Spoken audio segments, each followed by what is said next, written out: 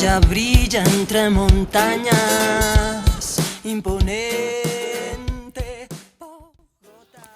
Y entonces Quesada arrancó unas hierbas del suelo, bajó de su corcel, desenvainó la espada para que nadie se atreviera a contradecirle y declaró que aquella ciudad se llamaría Santa Fe. Esta es una de las frases que se encuentra en la exposición fotográfica Hoy como Ayer, ubicada en el Archivo Bogotá sobre la calle Sexta a tan solo unas cuadras de la Plaza de Bolívar. La Secretaría General de la Alcaldía de Bogotá reunió más de 130 fotos para llevar a cabo esta exposición, donde pretende reflejar cómo durante los últimos 150 años la capital colombiana ha sido lugar de cambios a nivel urbano y arquitectónico.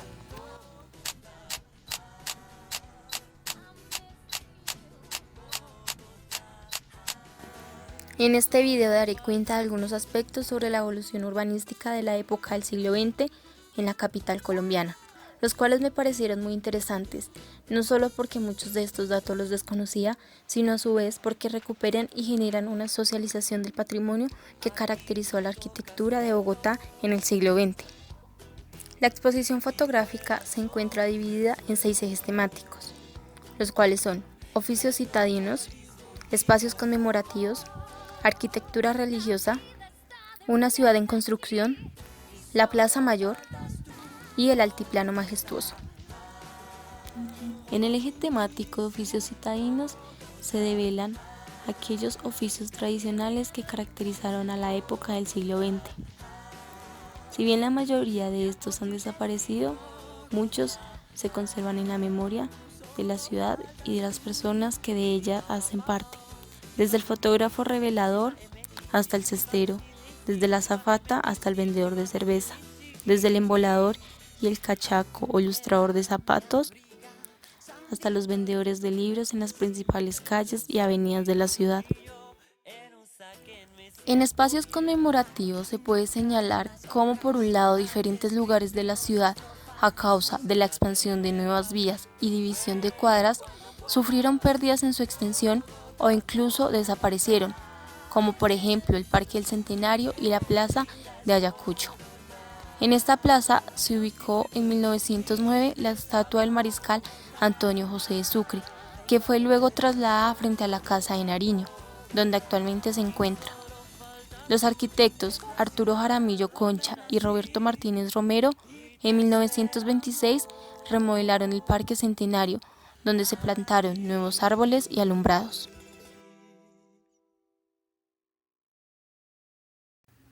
El periodo colonial dejó una arquitectura religiosa que hasta el día de hoy se conserva, que mantiene una gran estética tanto en su exterior como interior, junto a pinturas y objetos significativos.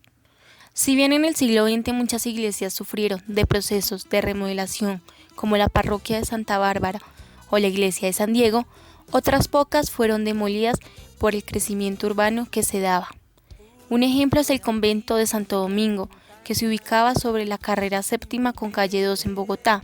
Esta decisión estuvo a cargo del expresidente liberal Eduardo Santos.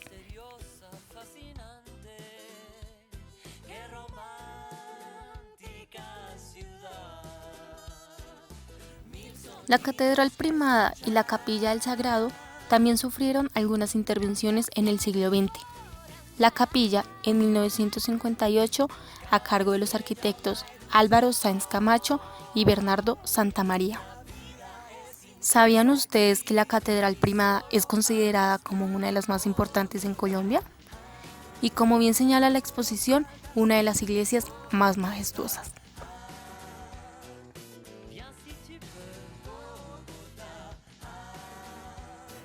La Plaza Mayor, que hoy es conocida como la Plaza de Bolívar, fue modificada en 1926 por el ingeniero Alberto Manrique Martín.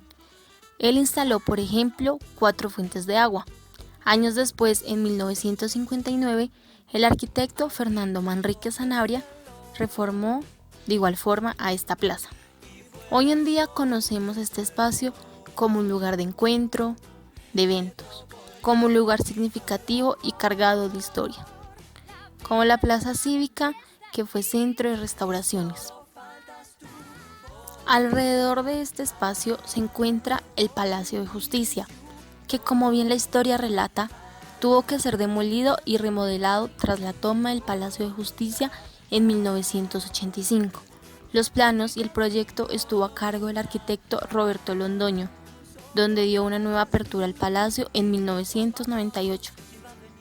Aunque bien, antecedentes señalan que en 1948 el palacio fue demolido y se volvió a inaugurar en 1970.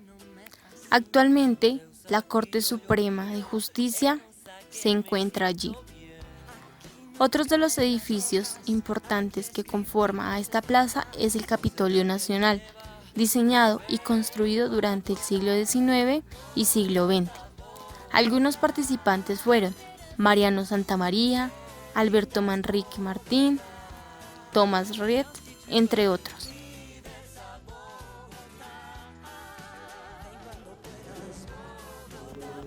Personalmente desconocía que el actual Museo Nacional fue una penitenciaría.